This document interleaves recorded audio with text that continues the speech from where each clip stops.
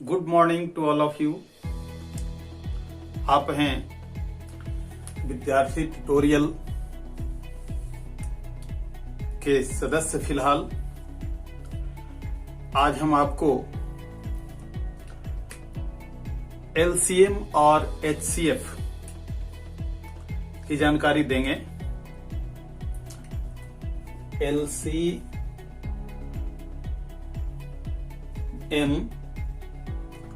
और HCF. HCF का एक दूसरा नाम भी है जिसको हम जीसीडी के नाम से जानते हैं। एलसीएम मतलब हिंदी में इसको कहते हैं लस और इसको मस। इसका फुल फॉर्म है एलसीएम का लोएस्ट कॉमन मल्टीपल और इसका है हाईएस्ट कॉमन फैक्टर या और ग्रेटेस्ट कॉमन डिवाइजर। हिंदी में इसे कहते हैं लघुत्तम समापवर्त्य और इसको कहते हैं महत्तम समापवर्तक।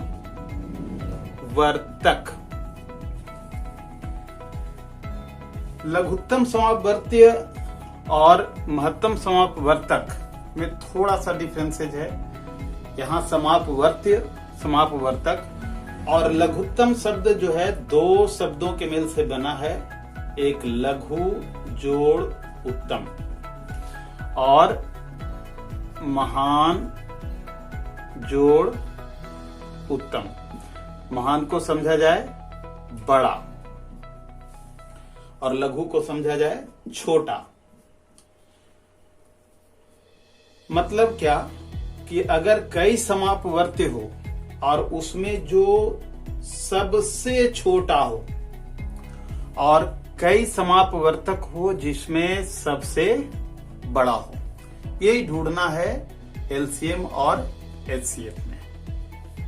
समापवर्त्य ये दो शब्द से मिलकर बना है और ये भी समापवर्तक ये भी दो शब्द से मिलकर के बना हुआ है। एक है सम जोड़ अपवर्त और यहाँ भी सम जोड़ अपवर्तक। सम का मतलब बराबर, यानी समान अपवर्त और समान अपवर्तक। अब हमारे शब्द सबसे पहले जो समस्या है अपवर्त्य को समझना और यहाँ अपवर्तक को समझना। अपवर्त्य का एक और नाम है गुणज और अपवर्तक का एक नाम है गुणनखंड। इसी को मल्टीपल और इसको फैक्टर कहते हैं। हमारे पास अगर दो अंक लिए जाएं या हम दो अंक ले लें, वो दो अंक हम सबसे छोटा के रूप में लेते हैं 4 और 6 को लेते हैं। तो सबसे पहले हम देखने का प्रयास करते हैं अपवर्त्य यानी गुणज। तो 4 का गुणज हो जाएगा 4 गुना 8 12 16 20 24 आगे। 6 का गुणज हो जाएगा 6 गुना 12 18 24 और आगे भी। ये गुणज यानी अपवर्त तो निकल गया। अब उसमें समापवर्त यानी सम बराबर कौन कौन है? तो बराबर है 12 और 24। हमारे पास 12 और 24 मिला। अब इसमें आगे आपने देखा था लघुत्तम यानी सबसे छोटा। तो जो अपवर्त हमने प्राप्त किया है 4 और 6 का सम अपवर्त हमने जो प्राप्त किया है उसमें सबसे छोटा कौन है? 12, यानी 12 इसका हो गया लघुत्तम समापवर्त्य।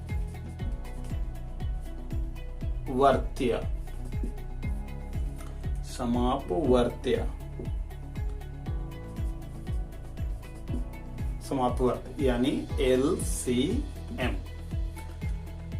अब इधर दूसरी तरफ देखें अपवर्तक को। 4 का अपवर्तक यानी 4 का गुणनखंड कौन कौन हो सकता है? 4 का गुणनखंड हो सकता है 1, 2 और 4।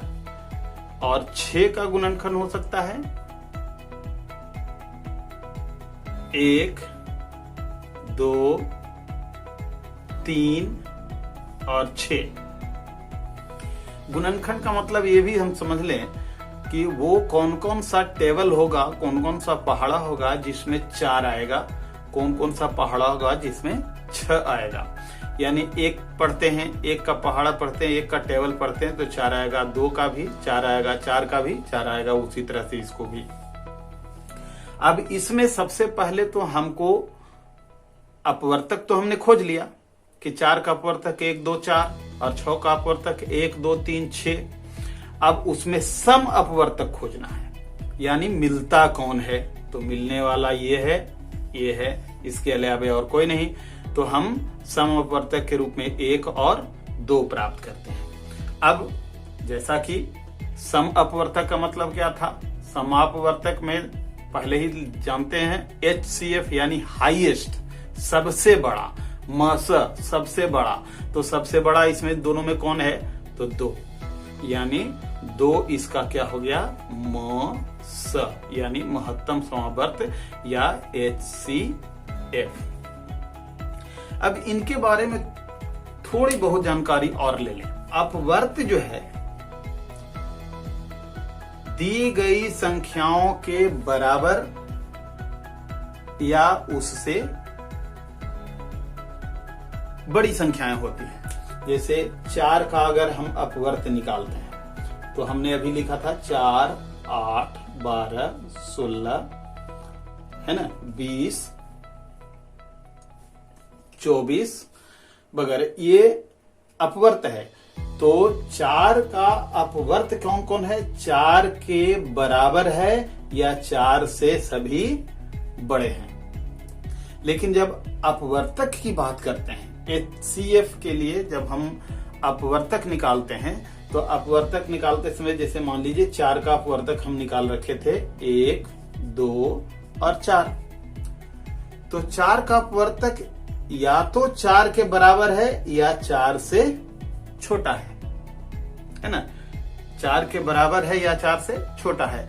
अब देखिए अपवर्त में, ये अपवर्त है, अपवर्त्य, और यह है अपवर्तक। तो अपवर्त में देख रहे हैं कि इसकी संख्या असीमित है, मतलब 4 से बड़ी संख्याएं, 4 और 4 से बड़ी संख्याएं बहुत सारी हो सकती हैं, लेकिन 4 या 4 से छोटी संख्याएं जो 4 का अपवर्तक हो, गुणनखंड हो, उसकी संख्या सीमित है। अगर 4 की बात करते हैं तो 4 की अगर हम अपवर्तक निकालते हैं तो 1, 2, 3, अगर अपवर्त निकालते हैं तो 1, 2, 3, 4, 5, 6, 7, 8, 9, 10, रुकेगा नहीं। तो एक बहुत बड़ी बात है।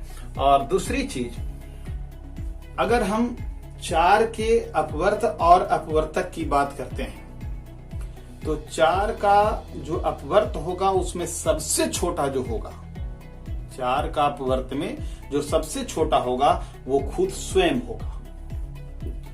और 4 का अगर अपवर्तक निकालते हैं तो 4 का सबसे छोटा अपवर्तक 1 होगा। यानी एक चीज और ध्यान रखिए, किसी भी संख्या का अपवर्त्य दी गई संख्या सबसे छोटा अपवर्त के रूप में होता है, और किसी भी संख्या का अपवर्तक 1 होता है। सबसे छोटा अपवर्तक 1 होता है। यहां तक की जानकारी जो आपने प्राप्त की, अगर आप अच्छी तरह से नहीं समझ पाए हैं तो उसे कई बार दोहराएं। अब हम बात करते हैं कि आखिर जो एलसीएम और एचसीएफ है, इसको हम कितने तरीके से निकाल सकते हैं। तो इसके निकालने के 3 विधियां हैं। एक, जिसको हम भाग विधि के नाम से जानते हैं, भाग विधि। दूसरी, गुणनखंड विधि। और तीसरी, अपवर्त या अपवर्तक विधि। अभी जो ऊपर हमने चर्चा किया था, सबसे पहले जो ऊपर हमने 4 का और 6 का, 4 और 6 का जो एलसीएम और एचसीएफ हमने प्राप्त किया था, वो अपवर्त या और अपवर्तक विधि से प्राप्त किया था। अब यहाँ पर हमको भाग विधि, हमारे पास संख्या क्या है, 4 और 6, 4 और 6 है। तो 4 और 6 को हम भाग विधि से बनाए, इसको 4 और 6 भाग देते हैं 2 से। सबसे पहली बार जो भाग देने की क्रिया करते हैं वो 2 से करते हैं, और उसके बाद अगर 2 से नहीं लगता है तो बारी बारी से हम उसकी संख्या को बढ़ाते हैं। 2 के जगह पर 3, 3 के जगह पर 4, 5, 6, 7, 8 ऐसे हम बढ़ते जाएंगे। लेकिन कुछ सीमित है, उनसे ही हम भाग दें तो ज्यादा बढ़िया रहता है, गलती की संभावना कम जाती है। वो हम बताएंगे अगले एपिसोड में। तो 2 से भाग देते हैं, 2 का पढ़ते हैं 2 बार और 2 का पढ़ते हैं 3 बार। अब किसी भी संख्या से इसमें भाग नहीं लगाया जा सकता। अगर लगाएंगे 2 से तो 2 कटेगा, फिर 1 बार तो यहाँ लिखा जाएगा, 3 कटेगा, 3 से 1 कटेगा 1 बार, तो वो लिखने से कोई फायदा नहीं है। यानी 2 गुना 3 कितना करते हैं, गुना करने पर आता है 2 दूना 4 और 4 तिया 12। अब ये 12 एलसीएम हो गया, ये 12 एलसीएम हो गया। किस विधि से, भाग विधि से। अब यही भाग विधि का प्रयोग हम 4 को इधर लिखते हैं और 6 को इधर लिखते हैं। तो 4 से भाग दें 1 बार, 4, 2 शेष बचा। अब इस 2 को भाजक बना दीजिए, जो पहले भाजक था उसको भाज्य बना दीजिए, यानी यहां हम लिखें 4। के बार लगेगा 2 बार, 2 दूना 4, यानी कट गया। तो जो सबसे पीछे भाजक है, सबसे अंत में जिस संख्या से हम भाग दिए हैं और शेष कुछ नहीं बचा है, तो वही संख्या उसका क्या हो जाता है, एचसीएफ हो जाता है, मोस हो जाता है। अब एक और अगली विधि जो है गुणनखंड विधि। गुणनखंड विधि से हम प्राप्त करते हैं,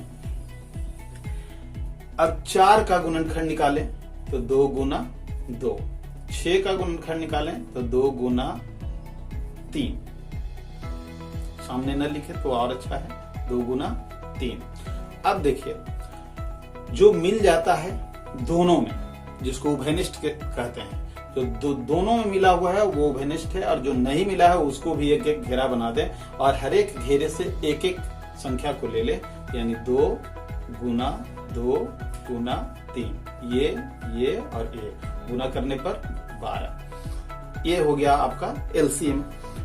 अगर हम गुणनखंड विधि से, तो 4 का गुणनखंड ठीक वही चीज, 2 गुना 2, 6 का गुणनखंड 2 गुना 3, जो उभयनिष्ठ हो गया उसको भी मिलाएं, और जो उभयनिष्ठ नहीं हुआ है उसको ना मिलाएं, उसको छोड़ दें।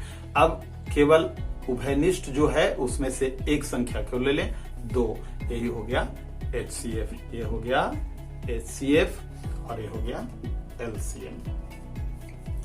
तो हमने सीखा कि एलसीएम क्या है, एचसीएफ क्या है,